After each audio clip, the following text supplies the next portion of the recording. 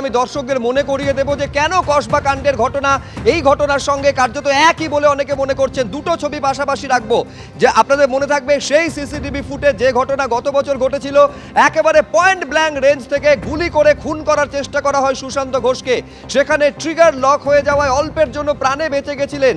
15ই November 2024 সন্ধ্যাবেলায় ভর সন্ধ্যায় একেবারে জমজমাট রাস্তার ওপরে এই ঘটনা ঘটেছিল তার বাড়ির সামনে। সেই ঘটনা কসবাতেও ঘটেছে, তার কারণ এখানেও ইন্দোল যাদব, পুলিশ যেমনটা জানাচ্ছে প্রাথমিক তদন্তে সামনে এসেছে, ইন্দোল যাদব বিকাশ সিং এর মাথায় বন্দুক ঠেকিয়ে গুলি করে খুন করার চেষ্টা করে। এখানেও ট্রিগার লক হয়ে যাওয়ায় গুলি আসে, গুলি চলেনি এবং তিনি প্রাণে বেঁচে যান।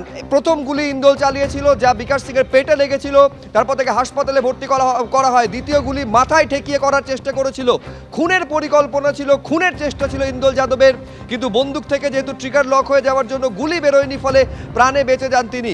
ফলে যে ঘটনা কসবায় ঘটেছিল সে একই ঘটনা কিন্তু বেলঘরিয়াতেও দেখা যাচ্ছে।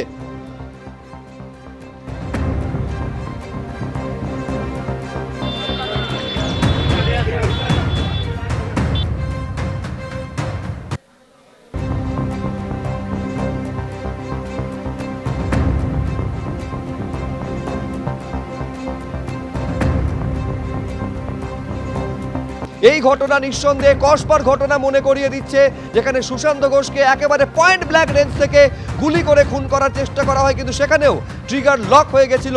এখন তদন্তে কি উঠে এসেছে আরো বিস্তারিত সমীরণ পাল আমাদের প্রতিনিধি বলতে পারবেন। সমীরণ।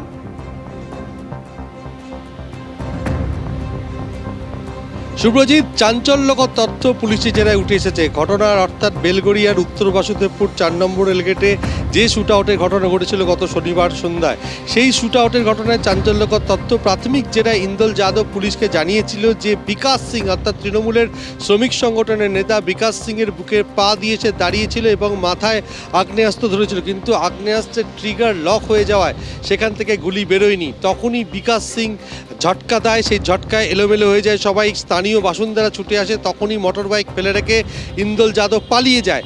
আগরপাড়া স্টেশন থেকে স্কুটার নিয়ে চলে যায় নিউ টাউনের হোটেলে, সেখান থেকে পোশাক বদলে সরাসরি বিহারের সিওয়ানে চলে যায় আত্মীয়ের বাড়িতে।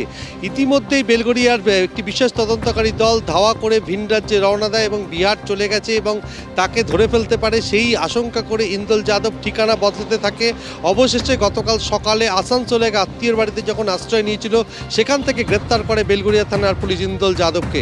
ইন্দোল যাদব প্রাথমিক জেরা স্পষ্ট জানিয়েছে যে গুলি করে খুন করারই পরিকল্পনা ছিল বিকাশ সিংয়ের, এবং পুলিশ নিশ্চিত যে গত সেপ্টেম্বর মাসে এক তরুণীর সঙ্গে সম্পর্ক নিয়ে বিকাশ সিংয়ের যে টানাপোড়েন চলছিল, সেই টানাপোড়েনের জেরেই প্রতিহিংসা বশতই এই খুনের পরিকল্পনা। কিন্তু সেটা মানতে চাইছেন না নির্মলা রায়, কামারহাটি পুরসভার 29 নম্বর ওয়ার্ডের তৃণমূল কাউন্সিলর। তিনি আজকেও জানিয়েছেন যে এটা কোনো কারণ নয়, তাকে চট থাপ্পড় মেরেছিল বিকাশ সিং এবং সেটা তিনি মানতে পারেননি এবং এর জন্য তিনি বিকাশ সিংয়ের সাথে কথা বলাও বন্ধ করে দিচ্ছেন। কিন্তু এটা তাকে ফাঁসানোর চক্রান্ত করা হচ্ছে যাতে এই ঘটনা সামনে আসে।